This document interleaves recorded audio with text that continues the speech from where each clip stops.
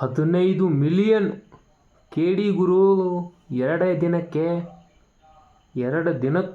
KD official trailer KVN ಸಂಸ್ಥೆ trailer release ಮಾಡ್ರೆ 15 million.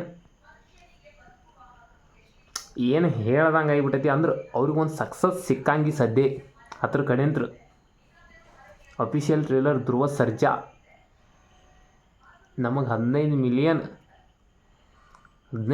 ಬಿಡೋ ಮರ. ಈಗೇನು ಯಾವ ಬೇಕು ಅವ ಹಾನು ಊಟ ಮಾಡ್ತಾನಂತ ನೀವು ತಿಳ್ಕೊಂಡಿರ್ಬೇಕು. ಅತ್ಯಂತರ ಕಮಾಯಿ ಎಷ್ಟಾಕೈತಿ ನಿಮಗೇನು ಗೊತ್ತಾ? ಅಂದ್ರೆ ಇನ್ಕಮ್ ಎಷ್ಟು? 15 ಮಿಲಿಯನ್ ಅಂದ್ರೆ ಅರ್ಧ ರೊಕ್ಕ ಅಲ್ಲೇ ಬಂತವ್ರಿಗೆ ಪಿಕ್ಚರ್ದವ್ರಿಗೆ ಒಂದು ಲೆಕ್ಕಕ್ಕೆ ನೋಡ್ರಿ.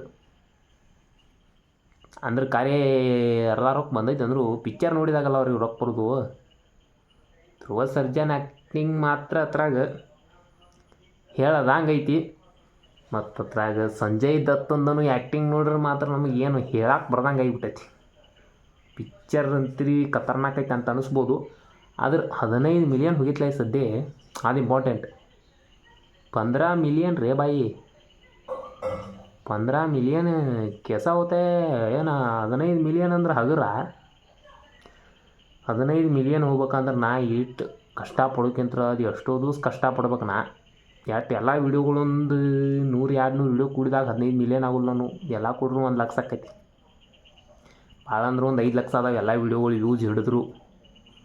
15 ಮಿಲಿಯನ್ ತನಕ ಕರೆ ಖತರಾಕೈತಿ. ಯಾರೂ ಮಿಸ್ ಮಾಡಬೇಡ್ರಿ ಮೂವಿ. ಅದನ್ನು ಕರೆ 15 ಮಿಲಿಯನ್ ಹೋಗೈತಿ ಅಂದರು ಅದಕ್ಕೊಂದು ಏನು ಇರ್ತೈತಲ್ಲ. ಧ್ರುವ ಸರ್ಜಾನ್ ಕೂಡ ಆ್ಯಕ್ಟಿಂಗು ಹಂಗೈತಿ. ಸಂಜಯ್ ದತ್ ಮಾತ್ರ ಅನಾಹುತ ಆ್ಯಕ್ಟಿಂಗ್. ಏನು ಅದನ್ನು ಹೇಳಕ್ಕೆ ಬರದಲ್ರಿ. ನೀವು ಕೂಡ ಹೋಗಿ ಅದನ್ನು ನೋಡ್ಬೇಕು. ಆದ್ರೆ ಅಟ್ ನೋಡಿದಟ್ಟ ಅವ್ರಿಗೂ ಕಿಮ್ಮತ್ತು ಕೊಟ್ಟಂಗೆ ಆಕೈತಲ್ಲ ನಾವು. 15 ಮಿಲಿಯನ್ ಹೋಗಕ್ಕೆ ಕಾರಣ ಏನು ಅನ್ನೋದು ಹೇಳ್ರಿ. ನೀವೊಂದು ಕಂಟೆಂಟ್ ಚಲೋ ಮಾಡಿದ್ದೀರಿ ಅಂದ್ರೆ ಮಂದಿ ನೋಡ್ತಾರೆ ಅದನ್ನು.